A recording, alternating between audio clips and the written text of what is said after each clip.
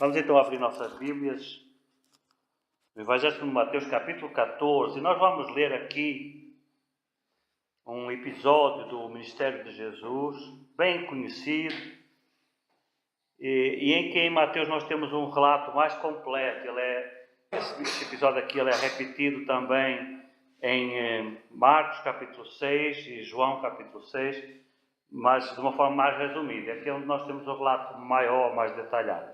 Abre então a sua Bíblia em Mateus capítulo 14, versículo 22, que é justamente aquele momento em que vocês lembram de que Jesus andou sobre o mar. Aí isso foi já na madrugada, e os discípulos estavam lá no barco, no meio do mar, tinha-se levantado uma tempestade, eles estavam ali lutando para conseguir endireitar aquele barco e levar aquele barco para outra margem. Então Jesus se aproximou deles, caminhando sobre o mar. E no começo os discípulos ficaram assim meio perturbados, depois eles identificaram que era Jesus, e então Pedro, valente, teve aquela ideia, de pedir a Jesus para, se tu és Jesus, então manda eu ter contigo. Aí Jesus falou, então vem. Aí Pedro, que era corajoso, se lá saiu do barco e começou a andar sobre as águas. Só que depois a fé dele vacilou e ele começou a ir ao fundo. Aí Jesus então estendeu a mão e recuperou ele. Vamos ler então esse texto aqui, eu já fiz o resumido. Diz assim: e logo ordenou Jesus que os seus discípulos entrassem no barco e fossem adiante para o outro lado, enquanto despedia a multidão. E despedida a multidão, voltou ao monte para orar, à parte. E chegada já à tarde, estava ali só, e o barco estava já no meio do mar, açoitado pelas ondas, porque o vento era contrário.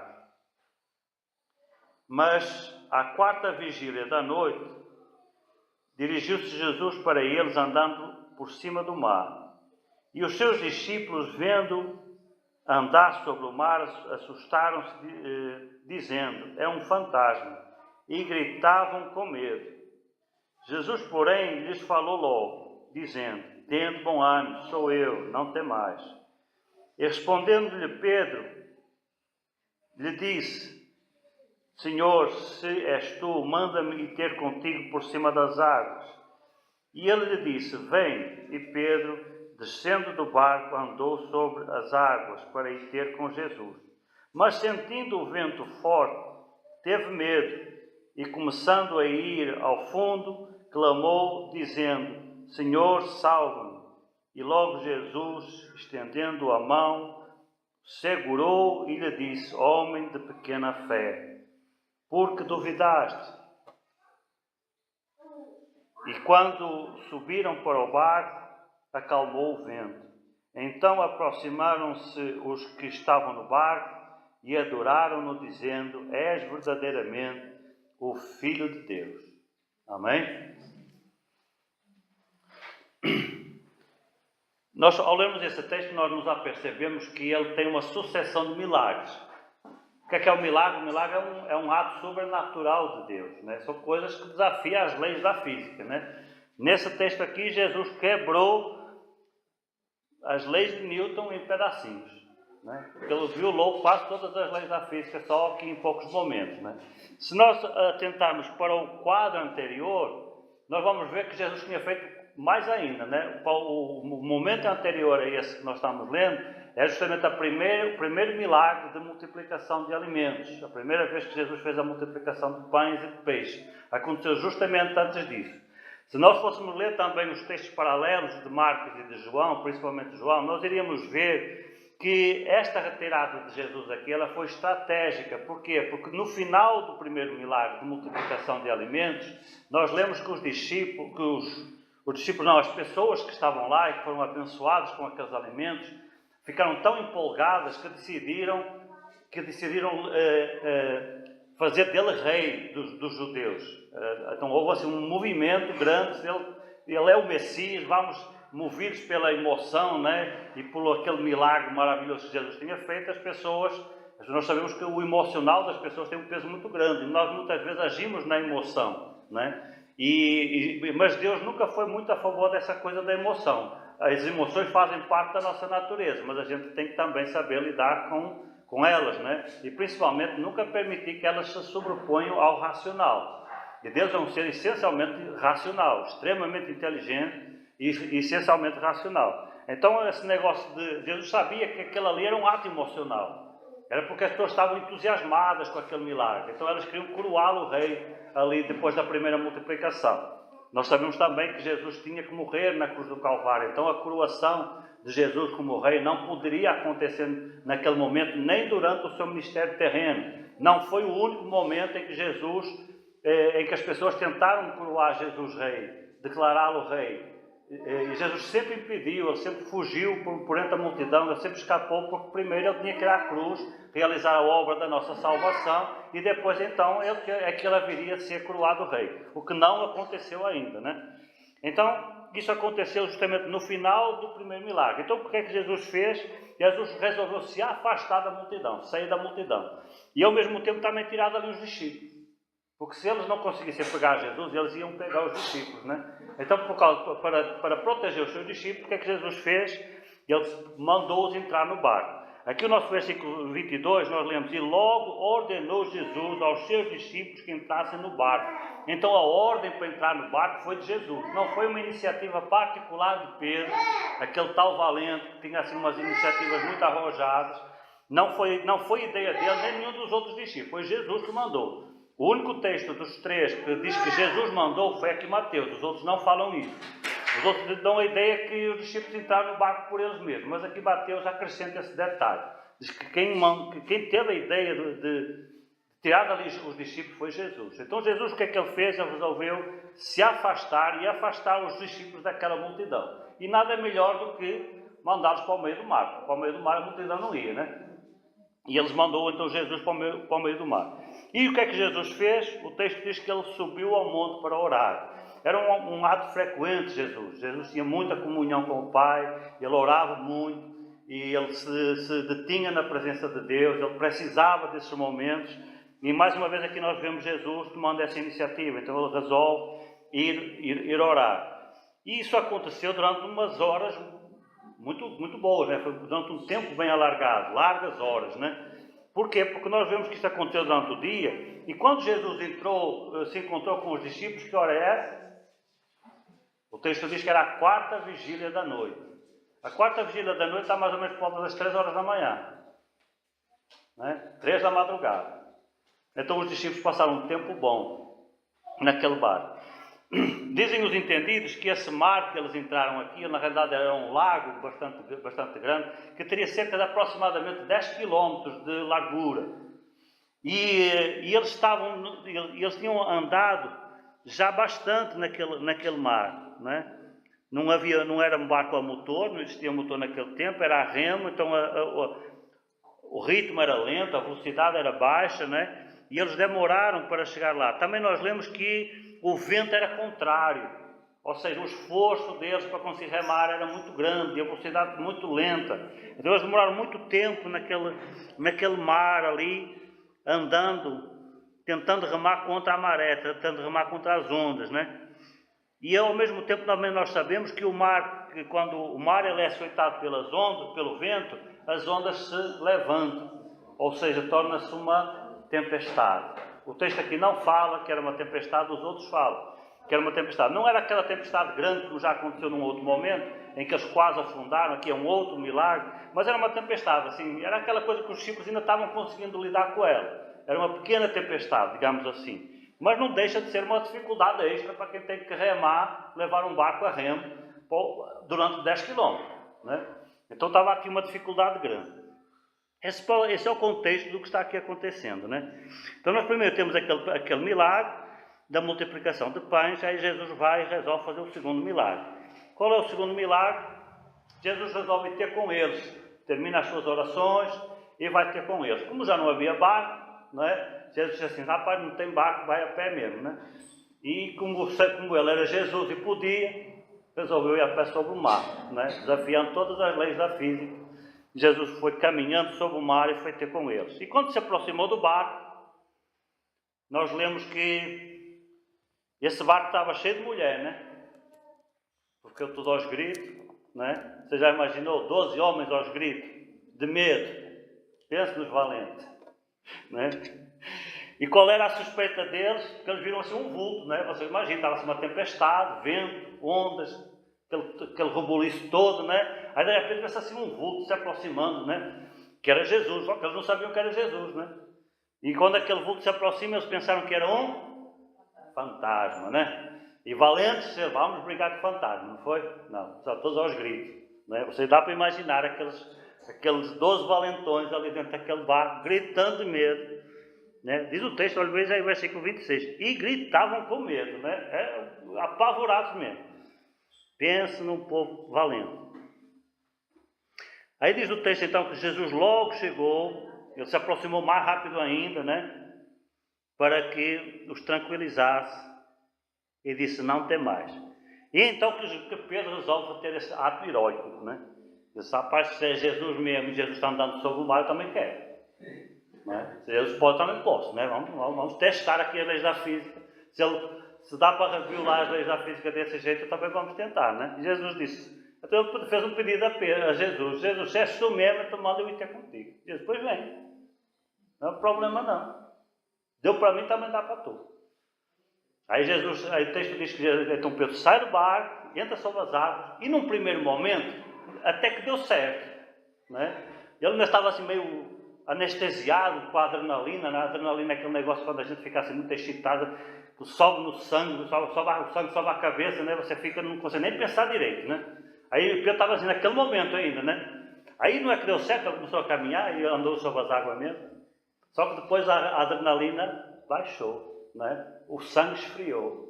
E quando o sangue esfriou, o que é que ele olhou? Disse, vale que isso aqui é água. Eu estou sobre a água, não está certo não. Na hora que ele, diz o texto, na hora que ele duvidou, veja aí no versículo 31, Jesus disse, homem de pequena fé, por que duvidaste? Não é? Ele deve ter pensado assim, não, isto não está certo, está errado. Ninguém anda sobre o mar. O barco está certo, o barco é de madeira, tem ar dentro, aí esse ar com a madeira dá para sustentar, mas agora um homem não está certo não. Então o texto diz, na hora que ele duvidou, ele começou a se afundar, né? Pronto, esse aqui então nós temos vários milagres. Jesus andando sobre o mar é outro milagre. Depois Pedro andar sobre o mar é outro milagre. Jesus tirando Pedro do mar. Tá bom, o homem está em pé na água e tirar outro do fundo. Mas certo é que o que está em pé ia para baixo, né? Não era assim que aconteceria, né? Um está lá embaixo, os dois estão na água, um puxa, o outro vai para baixo, né? Mas ali aconteceu ao contrário, Jesus puxou e o Pedro foi para cima, né? Depois entraram no barco e o texto diz ainda que Jesus fez outro milagre, que foi acalmar a tempestade, né? Jesus mandou acalmar o vento, a tempestade passou. Aqui o nosso texto não deixa isso claro, mas se nós olhássemos principalmente para João, que João fala, fica a ideia em João que, porque eles estariam no meio do mar. Lá em João diz que eles tinham andado 25 a 30 estádios, o que dá nas contas da conversão, convertendo esses estádios para quilómetros, daria entre 4 a 5 quilómetros. Mas só que eles estavam no meio do mar, quer dizer, estavam faltando outros 4 ou 5 quilómetros para chegar do outro lado, né? Se eles demoraram 4 horas ou 5 horas para chegar lá, quantas horas eles precisavam para chegar do outro lado? Mais 4 ou 5 horas, eles ainda estavam na metade, né? Então ainda estavam na metade, né? E o texto de João diz que eles logo chegaram do outro lado. Ou seja, Jesus ligou o motor, ligou o turno e disse, vamos embora, né? Estamos com pressa, não vai ficar aqui no meio, não vai ficar aqui a noite toda. E rapidinho eles chegaram do outro lado. Outro milagre de Jesus, porque pelas leis naturais eles iam continuar remando mais 4 horas para chegar na margem do outro lado, né? Então Jesus fez assim um bocado de coisa ali, quebrando assim os paradigmas ali bem rapidinho. Agora eu quero compartilhar convosco, na verdade, assim, algumas lições espirituais para nós em meio a esse contexto, né? A primeira delas e algumas lições bem simples, não quero nada muito extraordinário essa noite não. Lições bem simples. A primeira coisa que nós percebemos é o pânico dos discípulos perante uma tempestade. Dificuldades na nossa vida, elas trazem esse problema, né? Elas são assustadoras. Sempre que se levanta uma tempestade na nossa vida, a gente perde o chão. A gente fica como se estivesse sobre a água, né? Você tenta pisar firme, mas você não sente firmeza na sua vida, nas situações. Você fica com dúvidas, será que eu estou certo? O que é que está acontecendo? Então, tempestade, ela sempre gera pânico. né? E pânico nunca é um bom conselheiro. Quando a gente está em pânico, nós estávamos falando, as situações de estresse, de tensão, sejam positivas ou negativas, elas fazem subir a adrenalina, o sangue esquenta. E quando a adrenalina sobe e o sangue esquenta, a gente não raciocina, né? Por isso a gente toma decisões erradas, a gente se precipita, a gente segue às vezes direcionamentos que não era para seguir. Eu tenho um amigo que é médico lá em Portugal, que ele diz assim, ele é pastor também, e ele diz assim, que é um ato da medicina, as irmãs enfermeiras elas podem confirmar. Ele diz que quando um médico tem dúvida sobre um procedimento, sobre o que é que há de fazer, ele diz, na dúvida não faça nada. Porque é melhor você esperar para saber o que é que o paciente tem e depois agir, do que você entrar num procedimento que não seja o correto e você só vai agravar o sofrimento, né? Então ele diz assim, em medicina, na dúvida, a medicina diz, não faça nada. Na realidade, isto devia ser uma lição para a vida, né? Muitas vezes, no meio dessas tempestades, muitas dúvidas vêm para a nossa mente, né? Por que é que isso está a acontecer comigo? O que é que eu fiz de errado? Né? Onde é que eu tropecei? A gente começa a olhar lá para trás para encontrar uma razão, uma justificação. E um problema que a gente tem nessa vida é que nem sempre a gente recebe as respostas que a gente gostaria de receber. Por quê? E você pergunta e não tem resposta. E no meio desse vazio você diz assim, pois então eu vou por aqui. Né? E na hora que você diz eu vou por aqui, você corre risco de estar indo numa direção errada. Então qual é o conselho? Em situação de pânico, não faça nada. Porque é melhor não fazer nada e ficar como está, esperar para que a tempestade... Não tem tempestade que sempre dure, né? Diz o ditado popular. Um dia o sol vai raiar. Uma hora a tempestade vai passar. E quando ela começar a clarear, a gente já começa a enxergar as coisas melhor, né? A gente já começa a ver a vida com mais clareza. Então aí talvez já dê para tomar uma decisão, para definir um rumo. Até lá o melhor é ficar quieto, ficar parado. Então a primeira reação dos discípulos foi, a primeira situação que nós encontramos aqui nos discípulos foi o seu pânico, o seu medo perante uma tempestade. A segunda lição que nós tiramos aqui, muito interessante também, muito importante, foi a dificuldade que os discípulos tiveram de reconhecer Jesus na tempestade, né? Nós lemos que quando a tempestade, estavam lá no meio do mar, tinha-se levantado uma tempestade, Jesus veio ao encontro deles, caminhando sobre o mar, é certo, não é normal, mas Jesus foi ao encontro deles. E só que quando Jesus se aproximou, eles não o reconheceram, eles acharam que era um fantasma, né? E esse é um dos nossos problemas. As situações difíceis se levantam na nossa vida e você começa a olhar e uma pergunta frequente que as pessoas fazem é essa: onde está Deus? Cadê Deus nesse momento da minha vida? Por que é que Deus não me responde? Por que é que Deus não age? Por que é que Deus permite? A gente se pergunta onde é que está Deus. Ele não está conseguindo enxergá-lo. Talvez ele esteja ali bem do lado, você está achando que é um fantasma, né? Às vezes Jesus está bem próximo da gente, só que a gente não consegue ver. A tempestade, ela cega os nossos olhos. As dificuldades na nossa vida, elas cegam os nossos olhos e a gente não consegue nem ver Deus. E por isso a gente acha que quando a gente tem um problema, Deus não está junto, né? A gente sempre acha assim, ou a gente ou tem problema ou tem Deus. Nunca dá para ter os dois, né? Se você tem Deus, então você não tem problema. Isso aqui é a doutrina da prosperidade, né? A doutrina da prosperidade prega isso. Se você tem Deus na sua vida, você não pode ter problema. Se você tem problema é porque alguma coisa está errada, né? E nós estamos perante uma situação de discípulos que não fizeram nada de errado, que estavam obedecendo a uma ordem de Jesus e mesmo assim estavam sofrendo uma dificuldade grande na vida deles, né? Isto é uma lição que a gente aprende. O facto de você estar vivendo um processo na sua vida não significa que você tenha feito alguma coisa de errado. São situações que acontecem na nossa vida. Por isso é que lá na oração do Pai Nosso tem aquela parte finalzinha, né? Que diz assim, e livra-nos do mal. Essa expressão, e livra-nos do mal, ela tem dois sentidos. E quando você orar, se você gostar de orar o Pai Nosso, não tem nada de errado de orar o Pai Nosso para quem faz, o alerta que a gente dá é para que não faça uma reza repetida, sem pensar no que está falando. Reflita sobre cada frase, pode orar o Pai Nosso, não tem problema nenhum, né? Então, mas reflita sobre cada frase. Quando você chega nessa final, você pode orar os dois sentidos. A primeira delas é a seguinte: livra-nos do mal. O mal, num primeiro sentido, é o quê? São as situações contrárias. Situações adversas que acontecem na nossa vida. São coisas que não são culpa de ninguém. Mas acontece, não é? A Bíblia diz que todo dia o sol se levanta sobre maus e bons. Então tem coisa acontecendo sobre gente boa e sobre gente ruim. Gente boa fica doente. Gente ruim também fica doente. Gente boa perde emprego. Gente ruim às vezes também perde emprego, né? Gente boa pode falir. Gente ruim também vai à falência. Então são situações contrárias, né? Gente boa tem acidente de carro. Gente ruim às vezes também tem acidente de carro. Às vezes o bom até bate no ruim, né? Então são situações adversas, contrárias, que não são forçosamente culpa de ninguém, mas que acontecem na vida de todo mundo, é consequências da nossa própria vida, entende? Então uma enfermidade pode se levantar na sua vida, uma falência, uma dificuldade financeira, um acidente de carro, coisas podem acontecer na sua vida, não é? E você ora e diz: Deus, livra-me do mal, livra-me dessas situações contrárias. Mas tem um segundo sentido, e o segundo sentido é: livra-nos do maligno. O mal no sentido agora do maligno, do diabo, de Satanás, de pessoas malignas, as invejas, as macumbas, as orações contrárias. Você acha que isso não existe?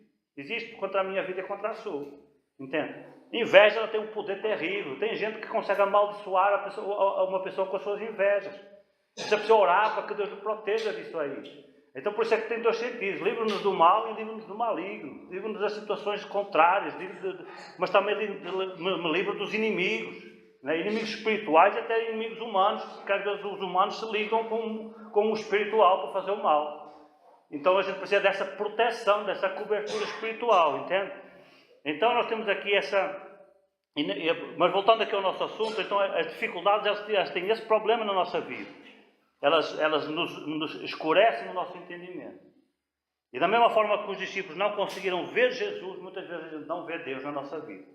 E esse é o maior, talvez esse às vezes até o maior sofrimento. Porque você está sofrendo um processo e você acha que está sozinho, porque Deus o abandonou, né? E nós muitas vezes, com muita frequência, a gente pergunta: onde está Deus, né?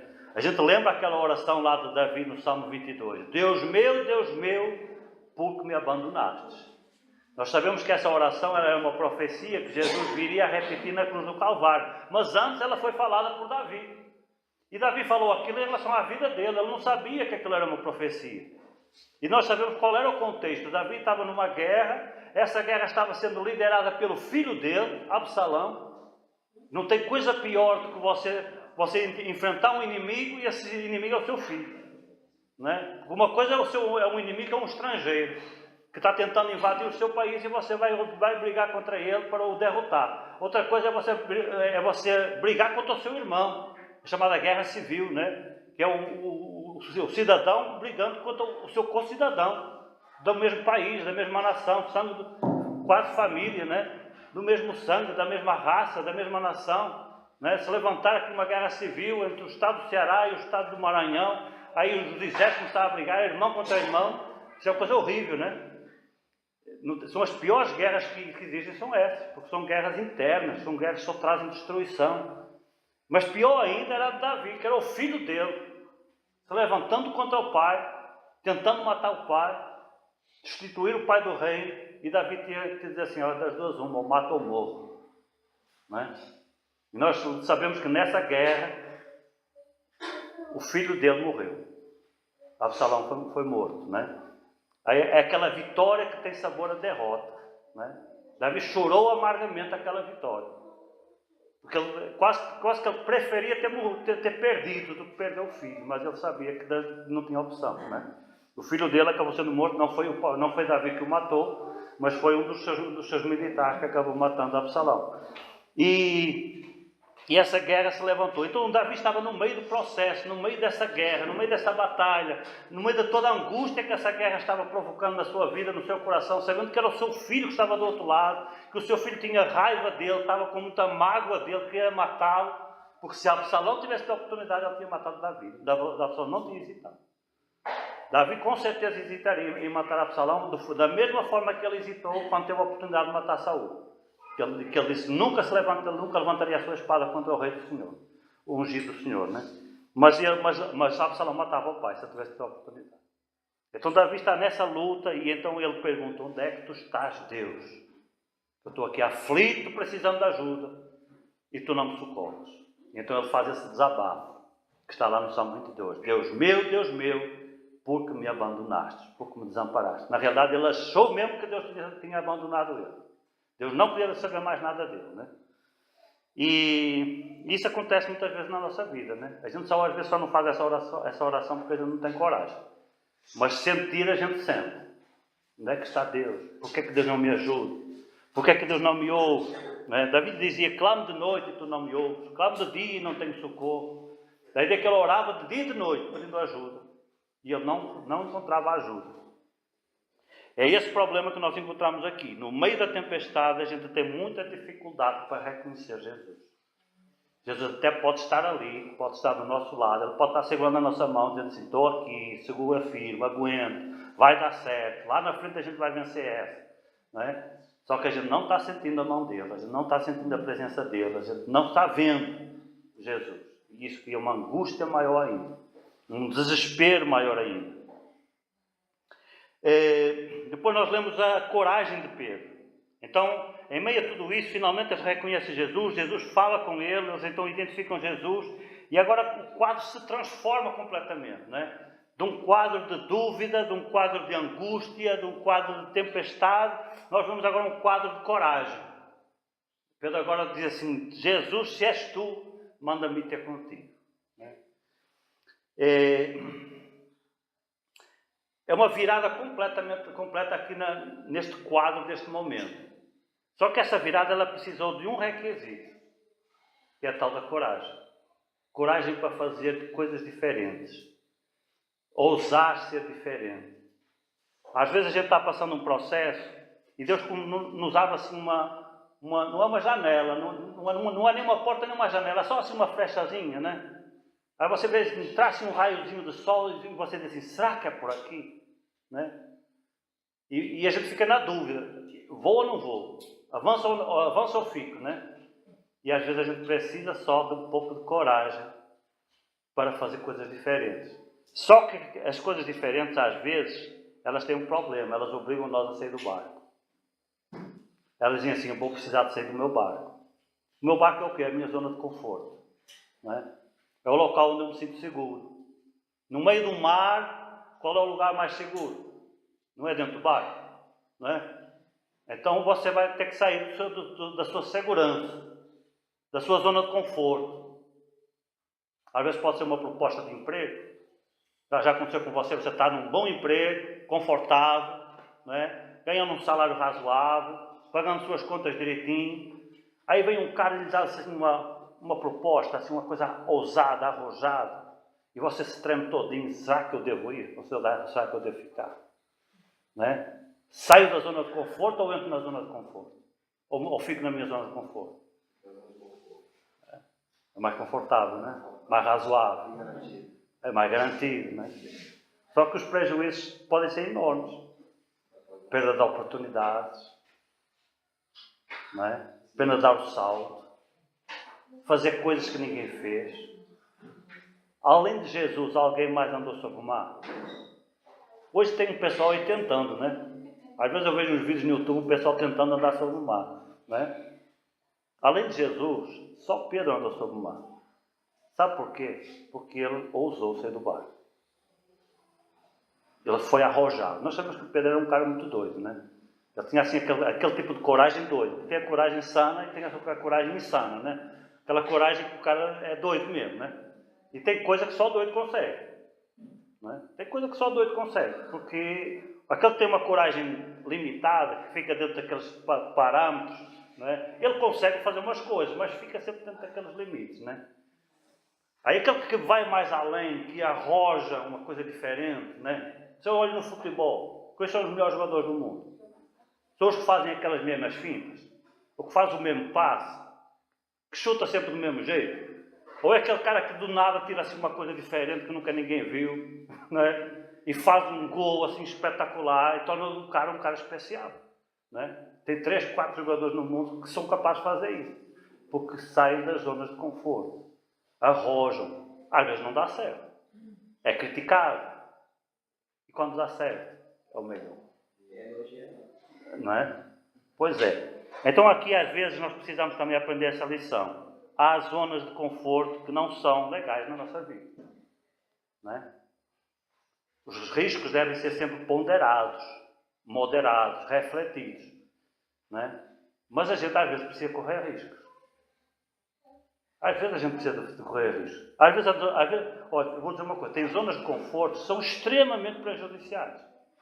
Às vezes a pessoa se acomoda a coisa ruim.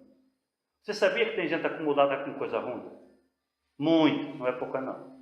Tem gente aqui nessa sala acomodada com coisa ruim. Eu tenho uma tendência enorme para me acomodar com coisa ruim. Não é? Mas a gente está ali confortável, não é?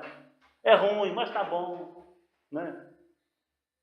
Está doendo, mas não está doendo assim tanto, né? Eu vi uma vez uma história, eu já não lembro muito bem direito, que era sobre um cachorro. E esse cachorro estava deitado e gemia. Eu estava deitado, o cachorro estava deitado no chão e gemia. Era um chão de madeira. E o cachorro gemia. É aquela gemida assim de cachorro, né? E chegou alguém e disse, por que o cachorro está gemendo? E o dono disse, não, é porque tem um preguinho por baixo. O cachorro estava deitado em cima de um preguinho. E a pessoa disse assim, por que eu não saio de cima do prego? É porque é só um preguinho. Entendeu? Se fosse um prego desse tamanho, o bicho já tinha saído. Mas era só um preguinho. Estava doendo? Estava, mas era só um pouquinho. Não é? Analise isso na sua vida, se você não tem um preguinho aí, lhe machucando. Às vezes tem um prego grande. Não, quando é grande a gente sabe. O problema é quando ela é pequena. Não é? Já aconteceu com você entrar assim uma pedrinha no sapato? E você está caminhando, né? Você tem duas opções, tirar logo a pedra do sapato ou ir aguentando a pedra do sapato. Né? Só fui eu que já aguentei a pedra do sapato e continuei caminhando, ou terá mais alguém. Né? Às vezes a gente aguenta a pedrinha no sapato, né? Só por aquela coisa de estar parando, tirar os sapatos, sacudir a pedra, a gente aguenta a pedra do sapato. Sabe por que é pequenininho? Se fosse um calhau grande, a gente tirava. Não é aquela pedra do chave, não? Aquela pedrinha pequenininha, fica ali machucando, mas a gente aguenta. Né? Sabe o que é isso? É acomodação. Isso é acomodação. A gente se acomoda até com o que é ruim. Né? E às vezes Deus permite uma tempestade para a gente sair. E sai daí, macho. Vai procurar outra coisa. Não precisa viver uma vida de sofrimento, não. Por que tu fica aí aguentando a dorzinha? Vai fazer outra coisa. Vamos aumentar nossa felicidade, construir nossa vida, vamos fazer coisas diferentes, né? Às vezes precisa disso. Aí tu Deus manda uma tempestade, a gente diz, meu Deus, por que está acontecendo na minha vida, né? É porque eu quero que a gente dê um salto, a gente dê um pulo para um patamar mais adiante, para que a nossa vida melhore, para que a gente ganhe forças para o negócio desenvolver, para o negócio crescer. Às vezes a gente é empregado de um patrão, fica ali ganhando um saláriozinho, o saláriozinho até que está bom, né? Mas a gente poder dar um pulo assim, rapaz, vou botar meu negócio. Será que dá certo? É arriscado, né? E se não der certo, eu perco tudo que eu investi, né? Mas às vezes mais vale a gente morrer tentando do que viver sem fazer nada, né? E são oportunidades, às vezes. Olha, uma crise é sempre uma oportunidade. Momento de crise é um momento de oportunidade. Ninguém muda quando está tudo bem. No meio do conforto, está tudo maravilha, você não muda. Você se acomoda. Né? Aí agora levanta-se assim uma crise do nada, uma besteira que se transforma numa bola de neve, e você não sabe mais já controlar aquilo. Aí você muda. Aí você toma uma atitude. Aí você muda um direcionamento na sua vida. Aí você abraça um novo projeto. Né? Por quê? Porque você decidiu fazer uma coisa diferente. Foi isso que aconteceu aqui com Pedro, né? E Pedro tomou essa iniciativa, essa coragem, né? De ir ter com Jesus. E deu certo. Pelo menos no começo deu certo. Né? Nós temos esse testemunho. Pedro tem isso para contar. Interessante aqui. Quantos é que andaram sobre o mar? Além de Jesus, só Pedro. Quantos é que tinha dentro do barco? 12. O que é que os outros fizeram? Ficaram olhando. Né? outros ficaram olhando, né? Observando, será que vai dar certo? Né? Ficaram assistindo o show, né? Você quer ser dos que ficam assistindo ou dos que ficam agindo? Né? A gente às vezes prefere ser dos que ficam assistindo, né? Torcendo contra. Tomara que afunde. Tem a mania que é valente, né? Tem gente assim, ainda fica torcendo contra. Aí Pedro lá tentando, né? Aí os outros lá, rapaz, tem a mania que é mais que os outros. Só porque é corajoso, acha que pode andar sobre a água, vai afundar, né? Tem gente assim, né? Torcendo contra. Mas é melhor a gente arriscar do que ficar torcendo contra. Mais ainda, qual foi o testemunho que os outros contaram? Nós temos aqui Mateus contando o testemunho. Ele era um que estava no barco. Sabia? Mateus está contando aqui. João, lá no Evangelho, também estava lá no barco. Também ficou contando a história do outro. O testemunho do outro. Não era melhor se eu estivesse contando o dele? Não era legal? Você disse, olha, eu desci do barco, fiquei com Jesus. Eu não tinha esse testemunho para contar. O testemunho que eu tinha para contar era a história do outro. Aí fulano, eu vi, fulano andou sobre a água. Né? No começo até que deu certo, olha, eu conseguiu caminhar sobre a água. Você quer contar o testemunho dos outros ou o seu? Qual é o testemunho que você prefere contar? Às vezes a gente só conta o testemunho dos outros. Eu conheço um cara que fez assim, fez assado. Né? Conheço alguém, né? Mas é melhor a gente contar o nosso, né? Mas eu acho que eles contam o nosso, as pessoas acreditam mesmo. Mas não importa o que o outro acredita, importa o que você acredita. Né? Importa o que você acredita, você sabe que foi você. O resto pode dizer que até que foi mentira. Não, rapaz, isso aí não existe não. Né? Isso é, como é que se diz aqui? História para o boi dormir. Né? Mas eu estava lá. Eu vi, eu fiz, eu andei sobre a água. Né? Você pode não acreditar, mas eu andei sobre a água. Né? E a última lição que nós tiramos aqui é o momento de fraqueza de novo. Né? Porque o Pedro tinha esse problema. O Pedro era um cara extremamente inconstante. E quem lembra ele, lembra nós, né? Sabe aquele cara que ele tanto estava no céu como desceu ao inferno. Pedro não tinha meio termo. Ele ou era ou não era. Né? Aí ele vai, começa a andar sobre as águas. Aí o que é que acontece? O texto diz, no versículo 30, mas sentindo o vento forte, teve medo e começou a ir ao fundo e clamou dizendo, Senhor, salva-me. Duas lições muito interessantes aqui. Primeiro, por que ele começou a se afundar? Primeiro, ele sentiu o vento. O vento fala-nos do quê? Situações contrárias que acontecem na nossa vida. Né? Aquela pessoa que você vai dizer assim, rapaz, estou com uma ideia de fazer aqui um negócio na minha vida. Aí você vai e conta para um familiar, e o familiar diz, não vai dar certo. Né? Não vai dar certo. É um vento contrário. Aí você já será que não vai dar certo mesmo? Ventos contrários.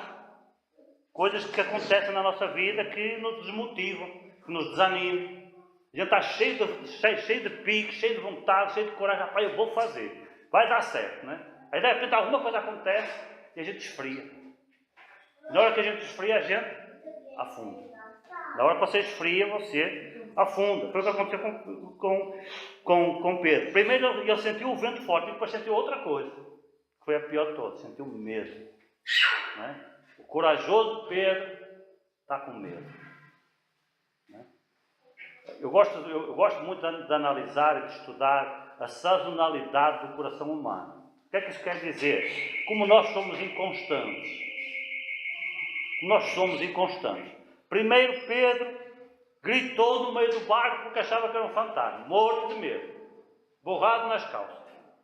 É um fantasma, todo mundo aos gritos. Né? Aí a seguir ele vê que é Jesus e ele já ficou valente. Né? Eita que é Jesus, vai dar certo. Né? Jesus, se tu manda eu ir ter contigo. Né? Corajoso. A seguir sente um ventinho no rosto, tem medo, já vai para o fundo de novo. O coração do homem é assim. Né? Nosso coração é desse jeito. Uma hora a gente está todo valente, noutra hora a gente já está pondo tudo em causa. A seguir a gente já está acreditando de novo, aí depois já diz, será que vai dar certo? Meu Deus! Né? Então Pedro sentiu medo. Primeiro sentiu as contrariedades, e as contrariedades provocaram medo nele. Os ventos contrários provocaram medo. E na hora que ele sentiu medo, ele parou. E na hora que ele parou, ele afundou. Sabe como é que é? Sabe como é que é andar de bicicleta?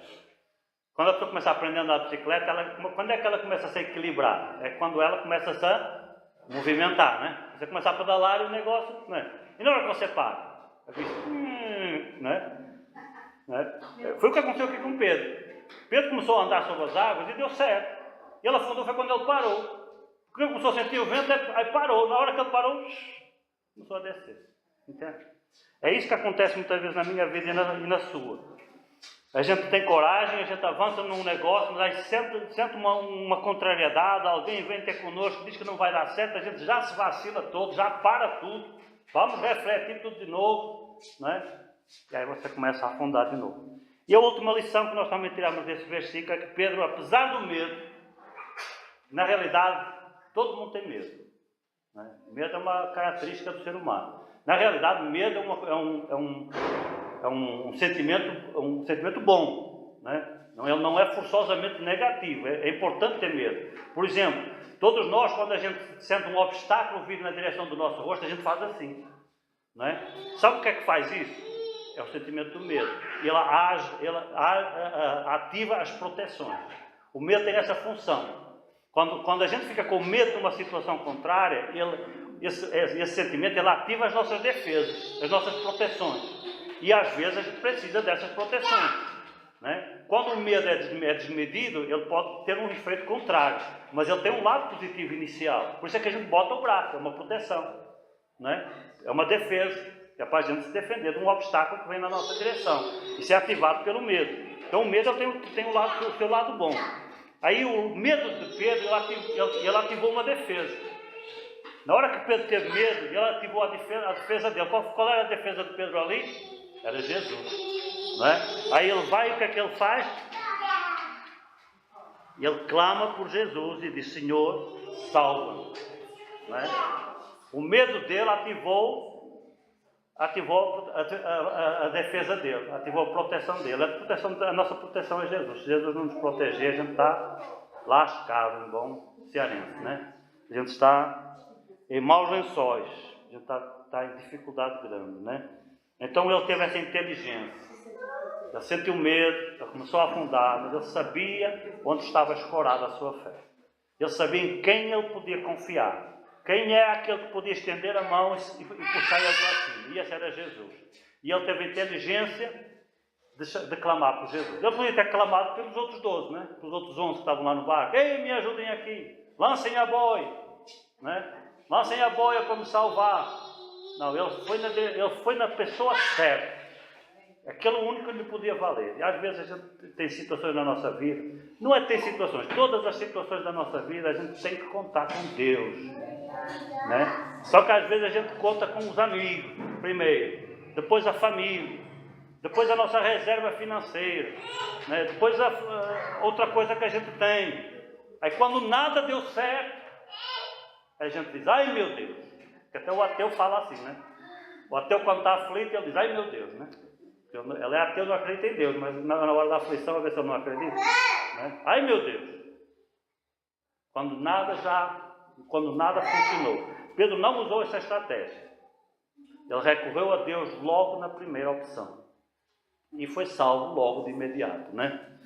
Aí depois nós conhecemos o resto da história. Jesus entrou no barco e mais milagres aconteceram. Amém? Então essas são as lições que nós temos para nós essa noite. Há dificuldades na nossa vida. Todos nós passamos por dificuldades, todos nós passamos por provas, todos nós sofremos tempestades, sem nenhuma exceção, não é? Sem nenhuma exceção. Vamos ter dificuldades para reconhecer a presença de Deus no meio das dificuldades. A gente vai clamar a Deus, onde é que tu estás? Por que é que está acontecendo isso na minha vida? Deus meu, por que me desamparaste? Não é? A gente faz esses desabafos. Por quê? Porque é assim mesmo, no meio da tempestade a gente tem dificuldade para encontrar Deus, não é? Mas aí vem a tal da coragem, Deus nos injeta um pouquinho de coragem e a gente ousa fazer coisas diferentes. Quantos caras, olha, a gente tem falado aqui várias vezes, se a gente for ler a história dos homens mais ricos do mundo, vocês vão ver que todos eles, sem exceção, faliram várias vezes. Não tem nenhum cara que seja muito rico, daqueles da Forbes, que vem lá na lista da Forbes, como os homens, 100 homens mais ricos do mundo, não tem nenhum que não tenha falido várias vezes na sua vida. Qual é o diferencial deles? É que eles nunca desistiram. Na hora que abriu assim uma frestazinha e o cara disse, é por aqui, vá embora. Não precisa abrir a porta não. Não precisa abrir a janela, basta entrar um raiozinho de sol. O cara já está vendo a luz, é por aqui, né? Já ouviu falar aquela expressão, a luz no fundo do túnel? Né? É você estar num túnel e só está escuro, né? Mas quando você começa se aproximando da saída, aparece aquela luzinha. É só uma luzinha. Você não vê o buraco todo. Você não vê o túnel todo aberto. Você só vê uma luzinha lá no final. Você diz assim, é por ali. A saída é ali. Eu vou é por ali, porque eu estou vendo aquela luzinha ali, por ali a saída. Né? A gente às vezes quer ver a janela toda. Quer ver a porta aberta. A gente quer ver tudo explicado com o manual de instruções. Mas eu só mando uma luzinha. Que é para você saber que é por ali. Só vê um raiozinho de luz. Mas na hora que você vira esse raio, acredite, ouse fazer coisas diferentes. Os grandes vencedores são os que arriscam. Quem não arrisca nunca consegue muita coisa. Mas quem arrisca, via de regra, consegue mais que os outros. Né? Às vezes quebra a cara, mas tenta de novo e dá certo depois. Às vezes não dá certo na primeira, dá na segunda. Né? E a gente vai tentando. Isso é que eu estou dizendo. Os homens mais ricos do mundo, todos quebraram. Mas o cara tentou de novo. E quebrou de novo. E tentou de novo. Tem um que eu li há pouco tempo que ele quebrou 5 vezes. Mas quebrar assim de ficar falido, sem tudo. Né? Só que são caras com muita capacidade, o cara inventa uma forma de pegar de novo. Aí o cara pega de novo, vai de novo. E uma hora dá certo. Amém? Que Deus trabalhe na minha vida, na vossa vida e nos abençoe ricamente.